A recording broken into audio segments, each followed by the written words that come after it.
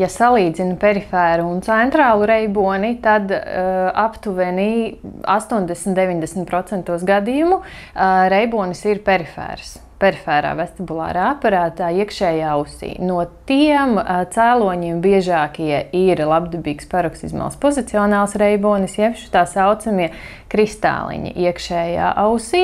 Nākamais biežākais cēlonis ir vestibulārs neirīts, kas ir iekaisums vestibulārā nervā. Līdz galam tas cēlonis nav pierādīts, bet uzskata, ka tas ir vīrusu izraisīts iekaisums. Biežāk tie ir herpes grupas vīrusi. Retākas vestibulārā aparātā saslimšanas ir labirinta iekaisums, jeb labirintīts Menjēra slimība. Un pēc traumām, pēc kaut kādām ķirurģiskām manipulācijām iekšējā ausī arī var rasties reibonis.